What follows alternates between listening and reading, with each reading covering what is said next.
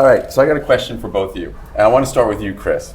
What are companies missing if they are not monitoring their brand? Wow. I mean, they're missing out a lot, right? So I have a good story about this. So I studied here in the United States. I went to college for one semester in sunny Oneonta upstate, and I used to go to Blockbuster and get my videos. And you all know what happened with them, right? Yeah. And so I think it's tremendously important to listen to what consumers have to say about your brand. You have to pay attention because there's somebody else listening what's being said about your brand, and they're going to take that opportunity. And if you're not acting on that information, on the data that you obviously have, and it's just in front of you, you can get access to that data. If you don't act on that, and if you don't take decisions on that data, that's dangerous. In your opinion? Same. You have to listen. Listening is an opportunity to build a relationship. Yes, it is. And it's one of those things where you're going to hear a lot of things that you like, but you're also going to hear about what you don't like.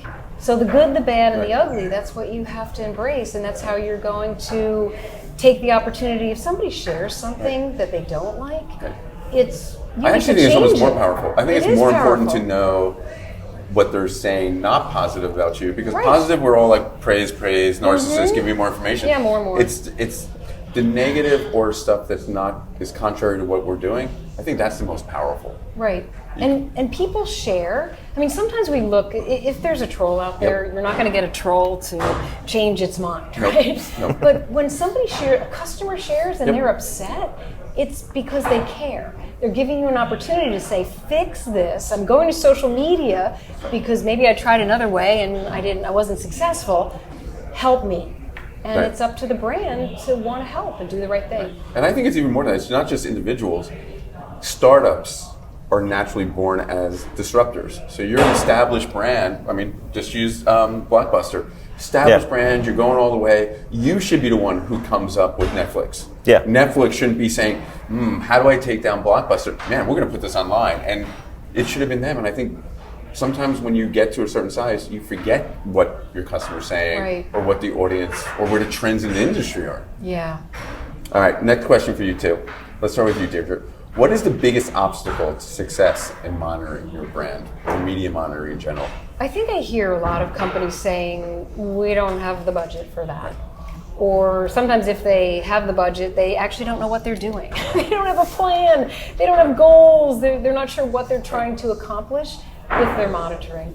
So that's going to affect the way you roll out. You really need to understand your budget, your resources, and what you're trying to do. Right. It makes sense. Yeah, no, I agree. Do you think that's yesterday? Are they still stuck in what so I agree. When it comes to smaller companies, I agree. That's finding, determining the value for that particular company and actually getting a budget then for it as well. I think so. I think another challenge for larger organizations is just the amount of data out there and how to filter it and what different departments are going to get access to it. So now you have organizational issues like who is going to handle the media monitoring? Is it the PR department? Are we gonna localize it? Are we gonna centralize it? So, yeah. Well, then also could be sharing the data. So one department does it, but they don't share with the rest of the organization. Exactly. We see that all the time. Yeah.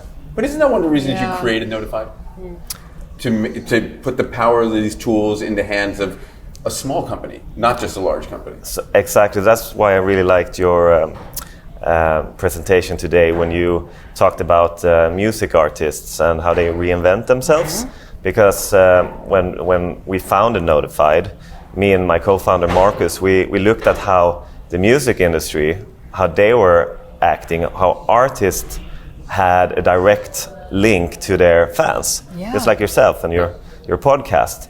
And we thought for ourselves, like, artists are doing this and they're pretty brilliant in doing it too. They're really listening to their fans. They're acting on the data. They're acting on the relationships. Brands, large organizations need to adopt this way as well.